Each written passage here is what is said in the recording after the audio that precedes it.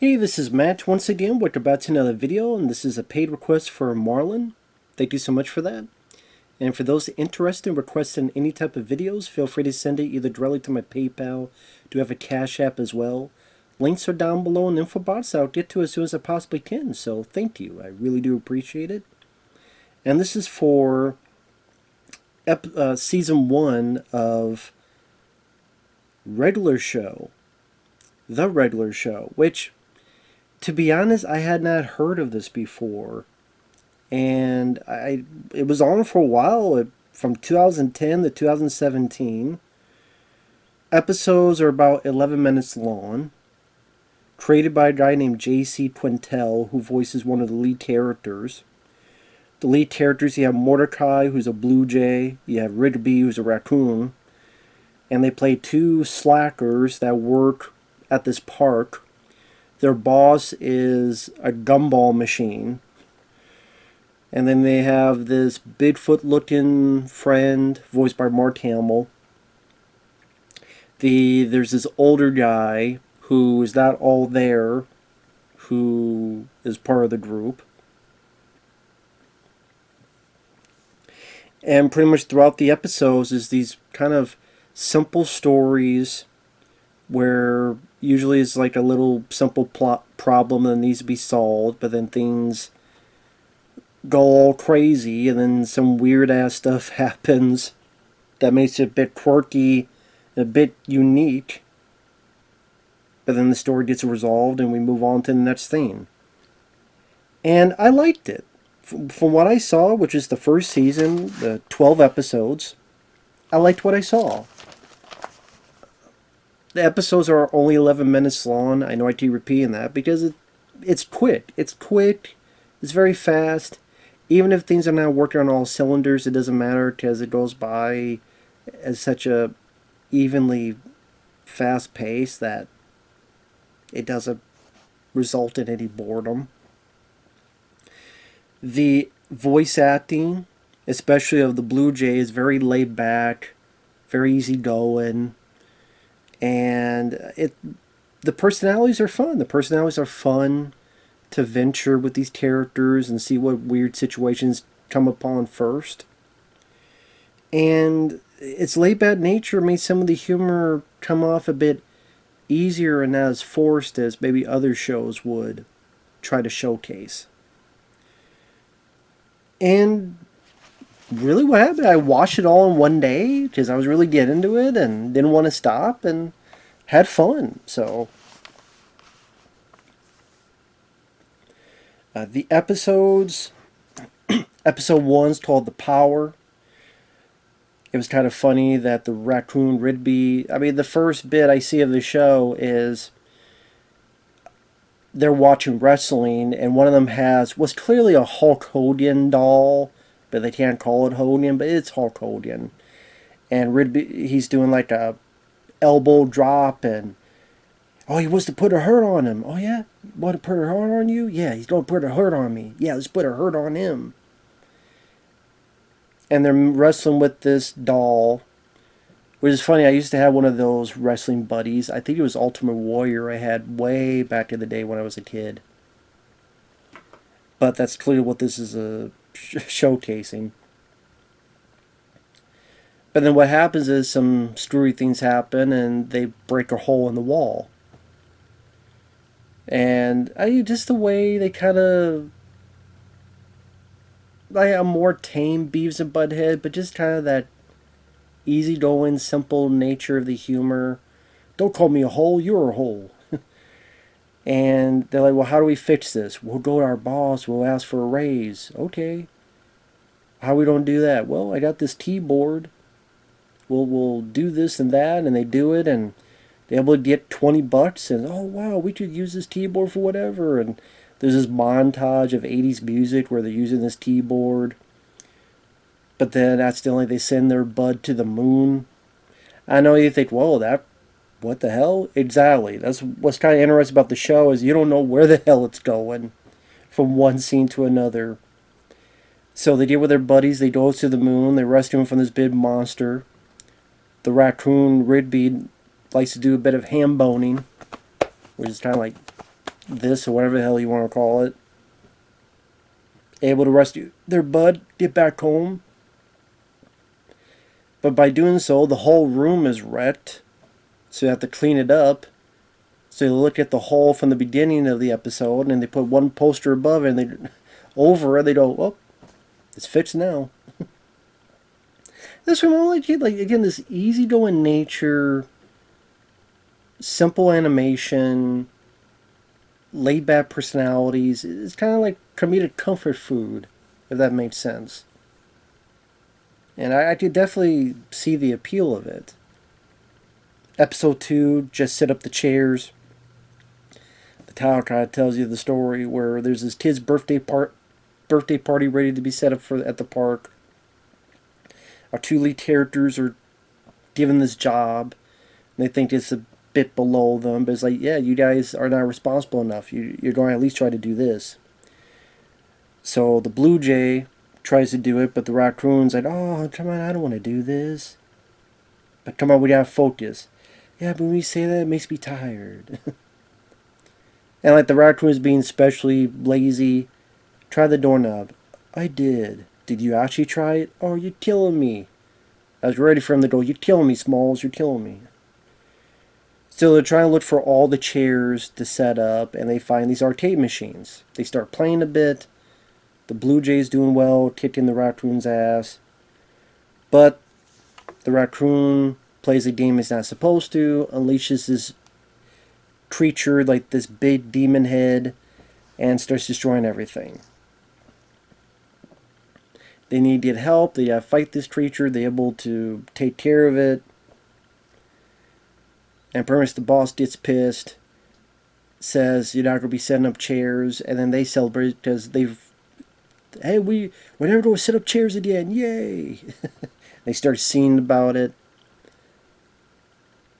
Episode 3, they're trying to get concert tickets for Fist Bump, that's the name of the band. The raccoon thinks it's as, quote, this could be the biggest moment of my life. And then his friend goes, well, then your life sucks. The other guys go, shut up. I just like that. This is going to be the biggest moment of my life. Your life sucks.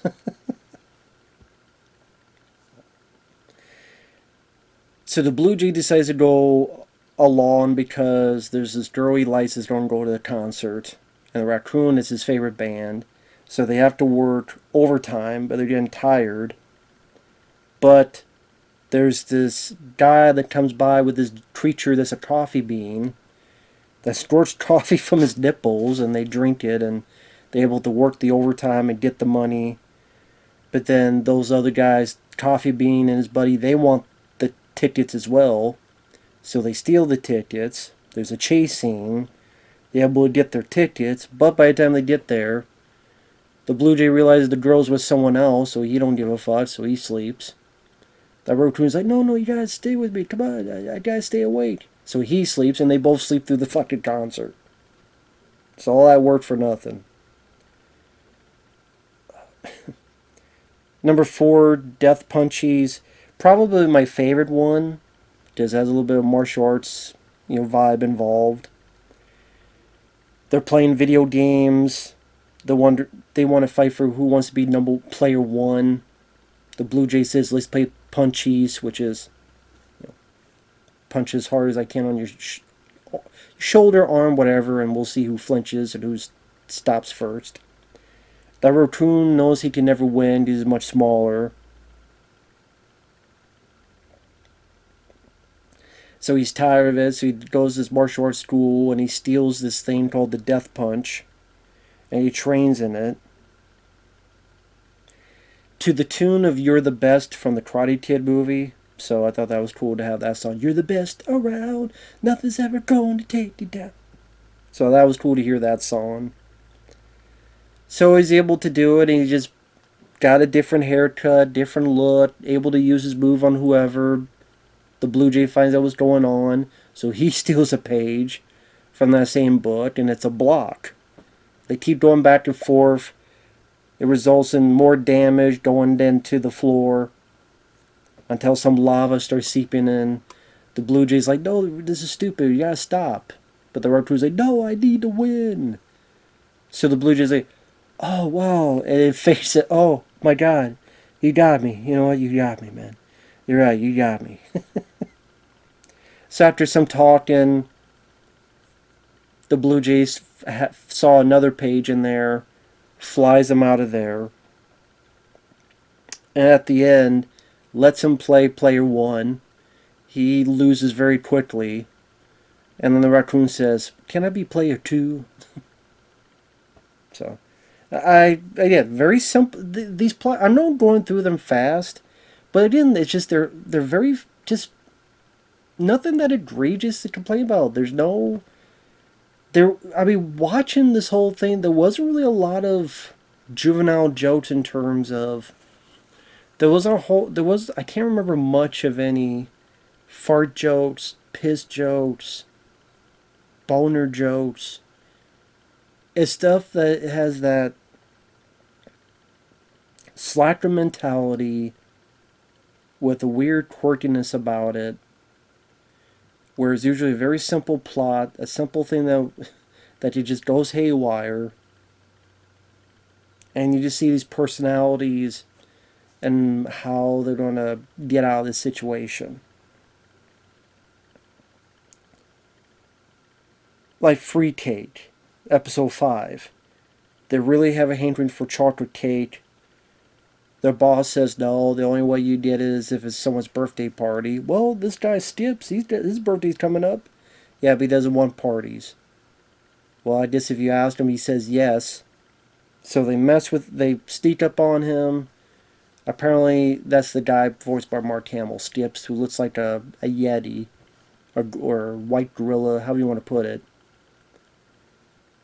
Apparently, he does his ritual to let him keep immortality. The two don't know this, but they accidentally ruin the ritual. These guys grab that character our two leads follow. They're ready to sap the life force out of him, so he's literally melting, like crumbling to bones. It's kind of creepy. But they're able to help him out. They're able to save him because they have chocolate cake and they like cake, so they give him the cake. Go back to Earth and everything's fine. I guess if I have to say, maybe that'd be my least favorite. Because there's not a lot of dads I remember from that one compared to the others. And I don't really care about the Stips character. Maybe because at this point right now, I'm so fucking sick of Mark Hamill. Like, him going on his tirades on Twitter, him losing his fucking mind, Trump derangement syndrome up the yayo, being on award shows and his fucking pants falling down like he's senile. He's just really sad to look at, sad to think about, and I don't know, at this point, him voicing this character was more of a detriment for me than positive. So I didn't really give a shit about that character. You know? So I guess of all the episodes, like it was, I mean, I could watch it, but it was probably my least favorite. Episode 6, Meet Your Maker, where the boss bought these hot dogs, these premium hot dogs, told the raccoon not to make them, but he lies and he makes them. He lies to the Blue Jay. The raccoon fucks up the grill anyway, so it ruins them. The Blue Jay's pissed, so he's like, oh, well, we'll just get some hot dogs from the freezer. He'll never notice. They get locked in. They have to figure out what to do. The cold's getting more and more overcoming them. The raccoon keeps saying he can fix it, but he keeps making things worse and worse and worse to the point that the Blue Jay's knocked out. The raccoon drags him to where he needs to go, and then he's able to find some hot dogs, but these hot dogs are alive. We'll help you out. But then when they're all out of the freezer, the meat locker, the hot dogs want revenge for their brethren being eaten. And then Raccoon is able to defeat the hot dogs, and there you go. The banter between the two leads were fun in this. One particular thing I liked was there are multiple times where the Blue Jay is getting ready to do this. And Raccoon's like, no, no, don't do that. No, don't do that. Like this, like, I think he even says a line, you pissed me off. No, please, please don't do it. Please don't do that move. I don't know, something about that I thought was kind of weirdly innocent, but funny. I also like the idea to defeat the hot dogs. He put mustard on them, and so the hot dogs knows that, and then ate each other. I was all about that idea. It was very weird, unique. Haven't seen that too many times before, and worked for me. I got a chuckle out of it. Episode 7, Grilled Cheese Deluxe. The raccoon stole their boss's sandwich. He's like, well, you gotta get me another. So they're in line for one. And then the two start arguing about lying and who's the better liar. I'm the better liar. No, I am. Well, you know what? They don't lie. They get in front of the line, and they don't lie to get this sandwich as soon as possible. Then they lie because there's astronauts there. Oh yeah, we're astronauts too. So they meet actual astronauts, and they keep lying and lying and lying until eventually the astronauts bring them to where they work.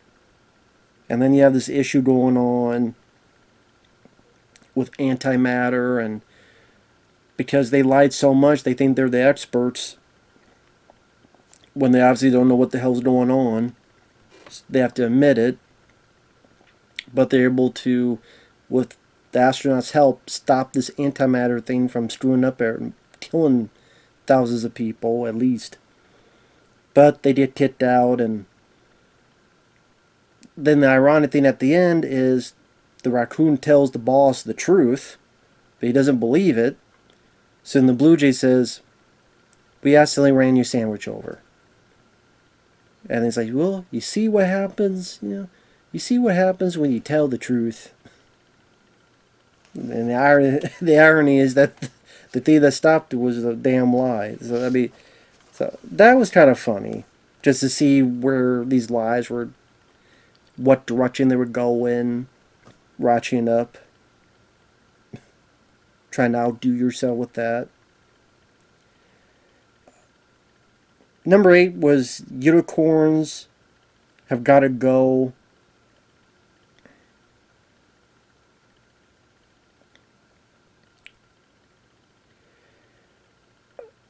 The setup for this is the Blue Jay likes this girl, the same girl that he liked in the concert episode. Wants to impress her, so he's going to buy this cologne. I did like the line where the raccoon says, I'll lose respect for you. And the Blue Jay goes, good. Then we'll have the same respect for each other. So I thought that was pretty funny. I think the Blue Jay is voiced by the same guy who created the show, and I actually liked his performance as the Blue Jay, Mordecai, because it just was natural, and it felt like a slacker voice. It felt, I don't want to say like Dante and Randall from Clerks, but I just get a little bit of that vibe. If you add in a bunch of pop culture references, then perhaps.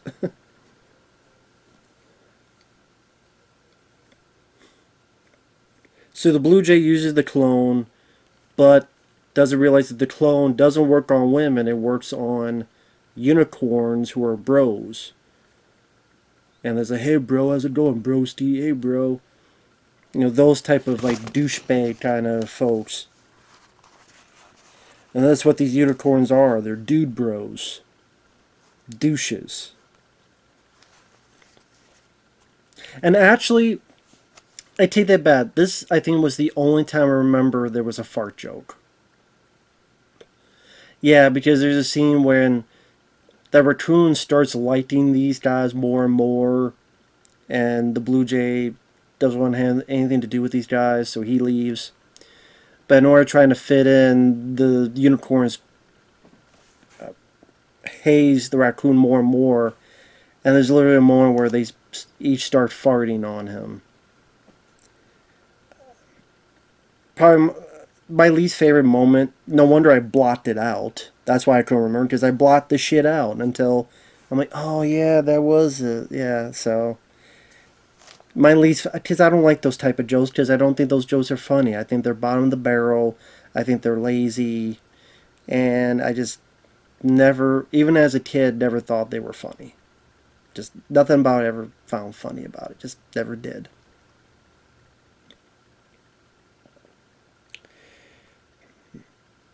And then after that,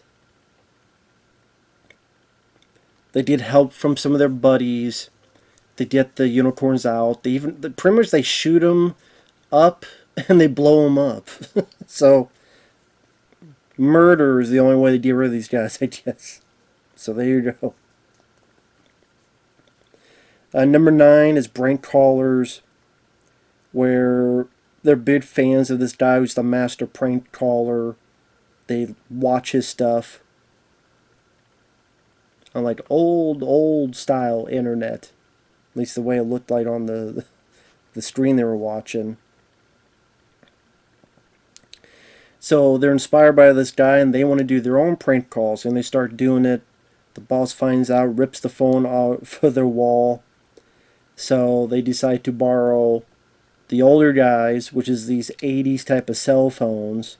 And they keep trying to prank the master prankster, but he keeps knowing about it and schooling them on it and turning right back onto them, to a point that he says, hey, the 80s called, they want their phones back.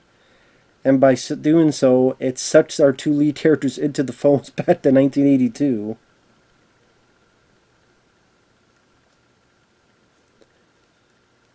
So all sorts of crazy stuff happens. They find the prankster, the master prankster, who is literally a giant phone, like cell phone or 80s type of cell phone, that chases after them. And they get back to, they're able to prank the guy by using an answering machine. They're able to get back to the present time, and them and the prankster guy are able to become friends. And one thing I should mention is the master prankster is voiced by Tim Curry. So always great to see Tim Curry in there. Sad that he's gone through horrible times with stroke and things of that nature, but it's always nice to hear his voice. I didn't really recognize it at first. There's maybe one or two moments, but for most of them, I'm like, is that Tim Curry? It says so in the credits, but okay. But I didn't, a lot of times I couldn't recognize it was his voice. But, you know, it was cool to see him at work. So, yeah, I thought that was a fun, and again, take something simple, prank calling, and turn it on his head, be really quirky, weird, and you never know what's going to happen next with it.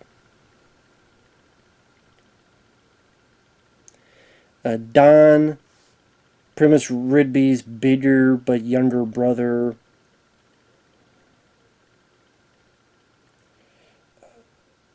Pretty much there's an audit over the park. They need help. The Blue Jay mentions, well, his brother is an accountant, but Rigby, the raccoon, doesn't want anything to do with it, even though the guy's done nothing wrong. It's just because Rigby's a jealous bitch about it. And Don, again, he's like more successful. He's the younger, but he's much taller, much broader, much bigger, much stronger. He's always wanting hugs, as he call him. Give me some sugar. Come on, some sugar. Some sugar. Come on, give me some sugar. Almost wish it was Bruce Campbell. Give me some sugar, baby. But it's not. The raccoon keeps treating Don like shit, so he leaves. The accounting number thing, something about it, it starts taking over the park, literally, these numbers.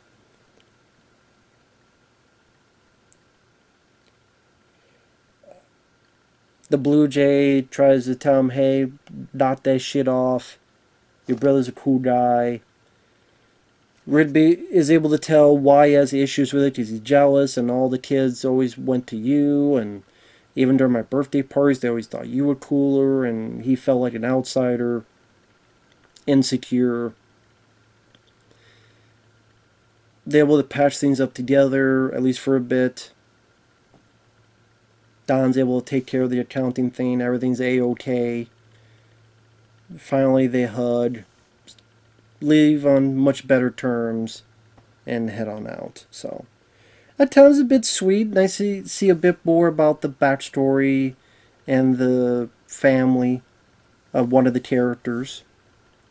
Because you don't really get a whole lot of the family of the characters, at least in season one. Like the Blue Jay, whether a mom or a dad, brother, sister, we don't really see any of them. If he has any of them at that moment, or if they're gone, or whatever.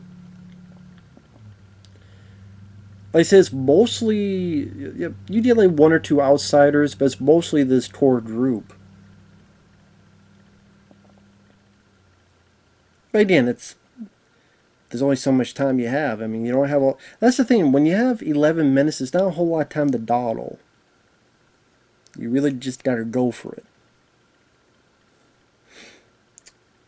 Episode 11 was definitely a weird one where.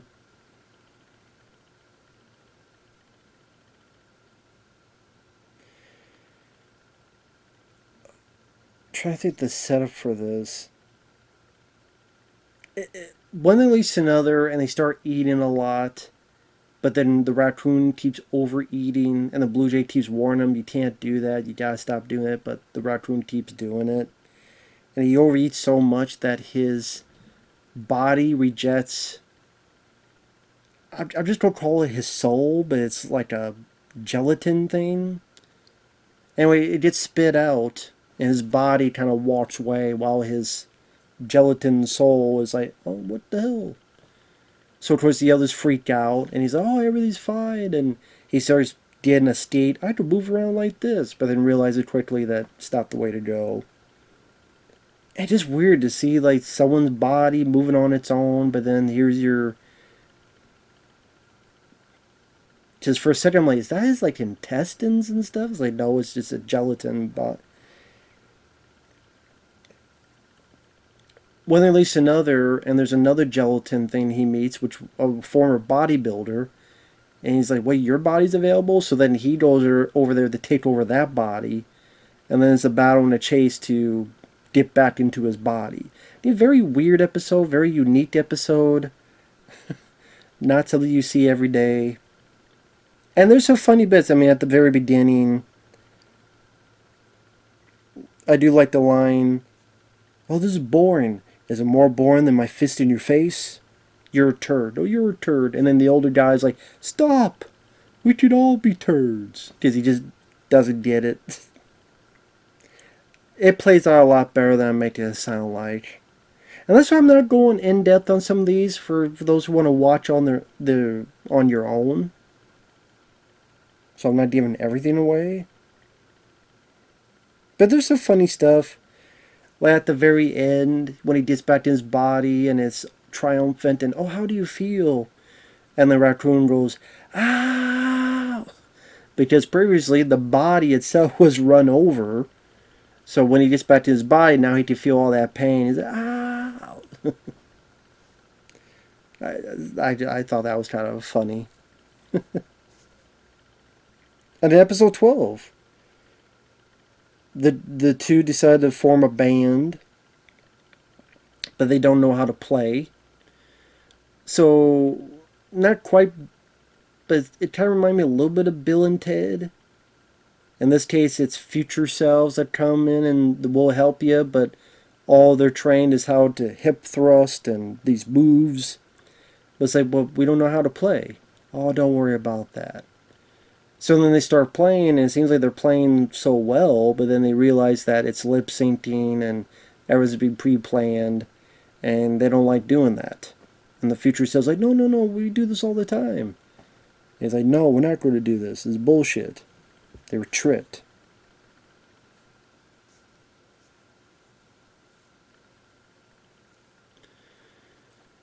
So they stop all the stuff, bust all the stuff, the future selves disappear, the crowd thinks it's all part of the show, so they cheer. The Blue Jay did it to impress this girl, but the girl is off with another guy, and the raccoon looks at him and goes, maybe you should just keep lip syncing. A very deadpan delivery. And music wasn't too bad for what it needed to be. And like I said, I know I went through the episodes pretty quickly, but like I said, the nature of the show just had this, I don't want to say calmness, but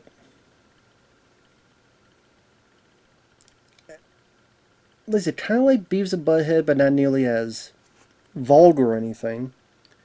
But again, just this easygoing demeanor with the animation that felt like more independent. It didn't feel like something mainstream.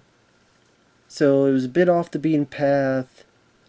It didn't feel too ADD, where every character is just going 100 miles per hour. And let's fill the screen up with loud noises and loud this and that. Otherwise, the attention span will wander away. It didn't feel like it was on ADD. It just a peculiar, interesting, fun, calm, at times, little cartoon show with likable personalities. I did like the two lead characters. I do think they worked well together. And it was always interesting to see what was going to happen next. What weird, crazy thing of sci-fi in nature. I mean, think about it. I mean, the magical keyboard, arcade machine that, the thing that comes alive. This coffee bean that can store coffee out of his nipples. This super move of Death Punch. The friend being immortal. Hot dogs that come alive. The whole antimatter, the whole thing going on with that. Having to stop that. Dude bro, douchebag unicorns. A phone prank caller who is an actual phone that sends them back through time. It just, there's always some kind of sci-fi element. It's never, oh, this guy just wants to, I don't know, steal $20. We gotta get him back, or we gotta. It's never anything just typical. This guy's being an asshole. Let's get revenge on him, type of thing. It's all something. I don't want to say always something like sci-fi. Always something that's crazy is going to happen. So I actually liked that. I was maybe again intrigued to see what would happen next. So with that said, I did like it. I did like the show. I thought it was a lot of fun. A lot of fun. So thanks for watching. Take care, and we'll see you guys later. Bye bye for now.